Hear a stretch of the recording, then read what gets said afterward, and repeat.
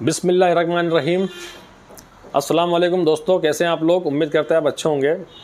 सबसे पहले आप सभी को रमज़ान मुबारक। रमज़ान का मुबारक महीना शुरू हो गया है, तो ख़ास तौर पे आप सभी से मेरी गुजारिश है कि नमाज़ों की पाबंदी करें, रोज़ों का एहतराम करें, रोज़े रखें, रोज़ों की पाबंदी करें, नमाज़ों की पाबंदी करें और अपने आसपास जो गरीब लोग हैं उनका ख़ास ध्यान रखें। ठीक है, तो शुरू करते हैं आज का नया टॉपिक।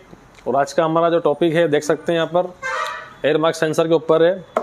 तो आज हम जो वीडियो बनाने जा रहे हैं उसमें पूरी हम डिटेल में बताएंगे एयर मार्क सेंसर के बारे में।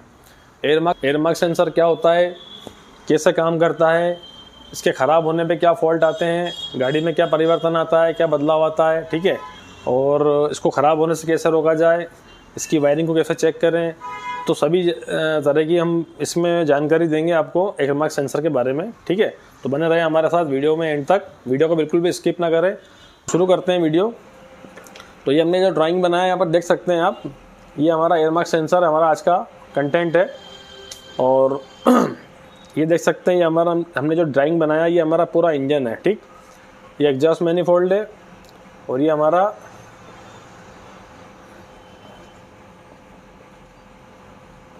Inlet manifold. ठीक है, ये हो गया एग्जॉस्ट मैनिफोल्ड, इनलेट मैनिफोल्ड, और ये हमारा एयर क्लीनर, एयर फिल्टर। ठीक है, और एग्जॉस्ट मैनिफोल्ड एयर क्लीनर के बीच में हमारा होता है एयर मार्क सेंसर। ये देख सकते हैं यहाँ पर, एयर मार्क सेंसर हमारा 4 वायर का भी होता है, 5 वायर का भी होता है और 6 वायर का भी होता है। ठीक है, अलग अलग गाड़ियों में अलग अलग सेंसर आपको देखने को मिलेंगे। काफ़ी तरह के सेंसर होते हैं, देख सकते हैं यहाँ पर।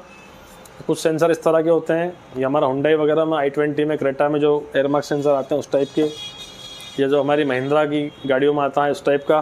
ठीक है, ये इस टाइप के सेंसर देख सकते हैं यहाँ पर, ये इतने तरह के सेंसर होते हैं। तो हमारे सेंसरों में यहाँ पर ये जो सॉकेट लगता है, यहाँ देख सकते हैं हम, यहाँ पर 5 पिन भी होती है, 4 भी होती है और 6 भी होती है। ठीक है, तो पहले बात कर लेते हैं वायरिंग के बारे में कि वायरिंग इसकी कैसे होती है। तो वायरिंग जो होती है इसकी देख सकते हैं यहाँ पर, ये हमारा स्कोपलर है।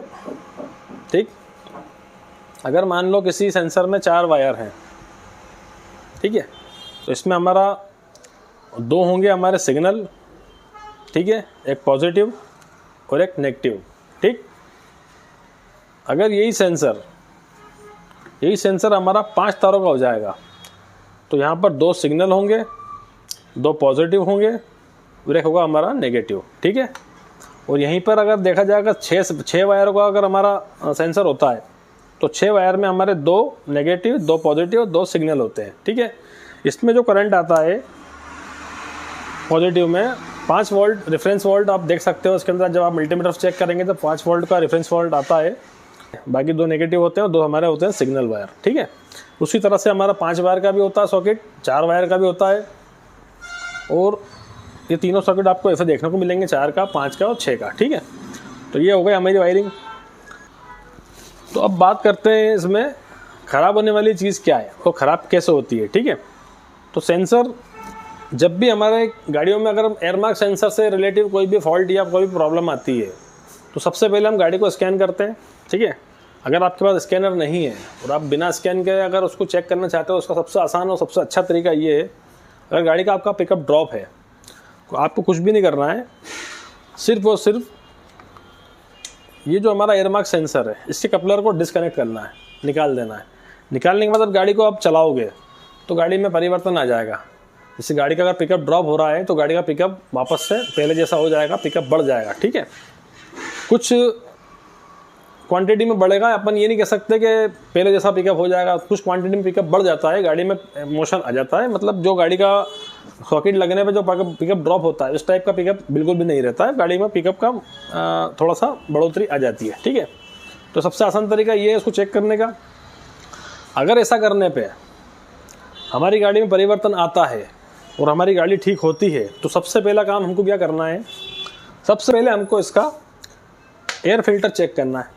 एयर फिल्टर को खोलेंगे, अगर एयर फिल्टर में हमारा डस्ट जमा हुआ है, ख़राब है, चोक है, तो इसको प्रॉपर जितना फ्लो मिलना चाहिए उतना फ्लो नहीं मिल पाएगा और ये गलत सिग्नल देगा। गलत सिग्नल देने की वजह से हमारी गाड़ी के अंदर फॉल्ट क्रिएट होंगे। ठीक, तो सबसे पहले हम चेक करेंगे हमारा एयर फिल्टर।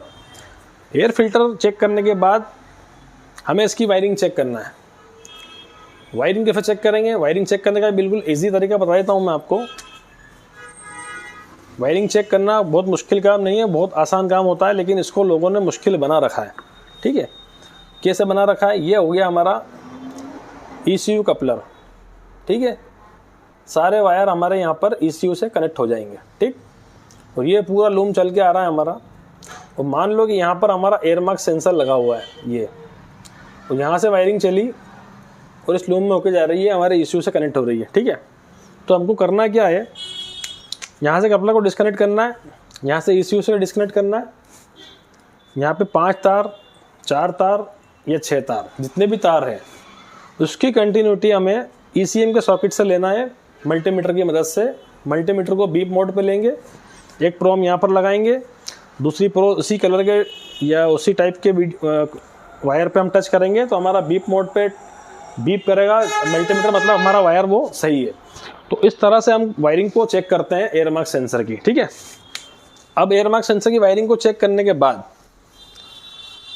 हमारा काम होता है आगे का एयरमार्क सेंसर को चेक करने का। ठीक है, अब 3 चीज़ें हमें चेक करना रहती हैं इसमें। सबसे पहले हम एयर फिल्टर चेक करते हैं, फिर वायरिंग चेक करते हैं। अगर ये दोनों चीज़ें हमारी ठीक हैं तो फिर हमें एयरमार्क सेंसर दूसरा लगा के देखना पड़ता है। तो दोस्तों, एयरमार्क सेंसर को बदलने से पहले एक बार इसे हम WD-40 या पेट्रोल से क्लीन करके देखेंगे, क्योंकि इसके रेजिस्टेंस पे अगर डस्ट जम जाती है तो भी ये प्रॉपर काम नहीं कर पाता है। ठीक है, तो इसको अच्छे से एक बार क्लीन करें। क्लीन करने के बाद इसको लगाएं। अगर उसके बाद भी ये काम ना करे तो फिर हम इसको दूसरा चेंज करके देख सकते हैं। ठीक है, ठीक है। जब हम एयरमार्क सेंसर दूसरा लगाते हैं तो हमारी गाड़ी ठीक हो जाती है। उस कंडीशन में हमें एयरमार्क सेंसर को चेंज करना पड़ता है। ठीक है, अब ये तो होगी हमारी मैनुअल चेकिंग की बात। ठीक, अब बात करते हैं स्कैनर की। गाड़ी में जब हम स्कैनर लगाते हैं, स्कैनर लगाने के बाद हमें क्या फॉल्ट देखने को मिलता है? तो सबसे पहले हमें फॉल्ट देखते हैं। तो सबसे पहले हमें जो फॉल्ट मिलता है P0101, P0102, P0103। ये अगर फॉल्ट कोड आपको देखने को मिल रहा है तो आप इस फॉल्ट को देखते समझ जाना कि ये फॉल्ट हमारा एयरमार्क सेंसर का है। ठीक है, तो ये फॉल्ट कोड क्रिएट होते हैं एयरमार्क सेंसर में फॉल्ट आने पर। ठीक है, और एक फॉल्ट और आता है हमारा P0104। ठीक है, तो ये 4 फॉल्ट कोड आपको देखने को मिलेंगे एयरमार्क सेंसर रिलेटिव। ठीक है, अब जब ये फॉल्ट कोड आते हैं तो हमें इसका जो बेस है, जो मैंने अभी तो आपको थोड़ी देर पहले बताया, बेस चेक करना होता है। सबसे पहले हमें फ़िल्टर चेक करना है, फिर वायरिंग चेक करना है और फिर एयरमार्क सेंसर को चेक करना है। ठीक है, और इसके चेक करने के बाद आगे हम बात करेंगे एयरमार्क सेंसर के ख़राब होने से गाड़ी के अंदर क्या परिवर्तन आते हैं। ठीक, और एयरमार्क सेंसर क्या काम करता है कार के अंदर, ये बताते हैं आपको। गाड़ी में हम आपको देख सकते हैं, हम कुछ गाड़ियों में हमारा RPM मीटर जो होता है फुल एक्सीलेटर पर भी 3000 पे होता है, 3 से ऊपर नहीं जाता है। ठीक, लेकिन जिन गाड़ियों में 5 तक जाता है, 5.5 तक जाता है, 4, 4.5 तक जाता है, उनके RPM डाउन हो जाते हैं। फुल एक्सीलेटर देने के बाद भी 3000 RPM से ऊपर नहीं जाता है। ठीक, वहाँ पर हमारे एयरमार्क सेंसर का फॉल्ट होता है उस कंडीशन में। दूसरा, अगर हमने एयरमार्क सेंसर का सॉकेट लगाया और गाड़ी स्टार्ट की तो गाड़ी स्टार्ट नहीं होगी। सॉकेट निकालेंगे, गाड़ी स्टार्ट हो जाएगी। उस कंडीशन में भी हमारा एयरमार्क सेंसर की प्रॉब्लम होती है। कुछ गाड़ियों में जैसे कि हम सॉकेट निकालते हैं एयरमार्क सेंसर का, जैसे हम यहाँ से सॉकेट को डिस्कनेक्ट करते हैं तो गाड़ी का पिकअप भी ठीक हो जाता है। जो गाड़ी स्टार्ट नहीं होती वो स्टार्ट होने लग जाती है। जैसे कि हमारी quarter jet, Vista quarter jet Tata की जो आती है, वो टाटा मांजा, इन गाड़ियों में अगर एयरमार्क सेंसर में कुछ भी फॉल्ट आता है और हम गाड़ी का सॉकेट लगा के रखते हैं तो गाड़ी स्टार्ट नहीं होती है। जैसे सॉकेट को निकालेंगे गाड़ी तुरंत स्टार्ट हो जाएगी। तो इस टाइप के फॉल्ट कोड ये आते हैं। पिकअप ड्रॉप होना, स्टार्टिंग ट्रबल होना, स्मोक करना वगैरह वगैरह, बहुत सारे ऐसे फॉल्ट आते हैं। लेकिन अब समझने वाली बात ये है कि इस फॉल्ट को दूर करें कैसे। ठीक है, सबसे पहले हम ये समझेंगे कि एयरमार्क सेंसर काम क्या करता है। ठीक है, एयरमार्क सेंसर, इसको हम IAT सेंसर भी कहते हैं। ठीक, एयरमार्क सेंसर का काम क्या है? ठीक है, इसको समझते हैं। एयरमार्क सेंसर क्या काम करता है, गाड़ी में इसका होना क्यों ज़रूरी है, तो उसको समझने के लिए ये जो हमने डायग्राम बना रखा है इसको देखें आप। जब भी हम गाड़ी को स्टार्ट करेंगे तो इंजन जब हमारा इनलेट मैनिफोल्ड जब सांस लेता है, एयर को खींचता है, तो इनलेट मैनिफोल्ड जब खींचेगा एयर को तो एयर फिल्टर से होके हवा सीधे हमारे इनलेट मैनिफोल्ड में जाती है। ठीक है, अब ये हवा जो अंदर जा रही है इसका फ्लो कितना है, इसका मेजरमेंट करने के लिए एयर मार्क सेंसर को लगाया गया है। ठीक है, कि इसकी हवा कितने क्वांटिटी में जा रही है, कितने केजी है, कितने ग्राम है, इसको मापने के लिए हमारा ये एयर मार्क सेंसर लगा हुआ है। ठीक है, ये एयर मार्क सेंसर यहाँ पर बीच में इसलिए कनेक्ट किया गया। ठीक, दूसरा 2 सिग्नल दे रखे हैं, तो एक एयर के फ्लो को मापता है, दूसरा एयर के टेम्परेचर को मापता है, और दोनों चीज़ों को ये सिग्नल प्रोवाइड करता है एयर मार्क सेंसर हमारे ECU को। ठीक, तभी दोनों सिग्नल ECU को जाएंगे कि भाई इसमें इतने फ्लो एयर का है और इतना टेम्परेचर एयर का है। ECU उसके अकॉर्डिंग कंबशन चैम्बर के अंदर फ्यूल का और एयर का मिक्सचर कितना होना चाहिए, उसका रेशो कितना होना चाहिए, वो डिसाइड करता है ECM। ठीक है, तो ECM डिसाइड करेगा, उतना पावर वो इंजेक्टर को, DRB को, रेल प्रेशर सेंसर को, एयर मार्क सेंसर को प्रोवाइड करेगा। ठीक, तो ये काम होता है हमारा एयर मार्क सेंसर का।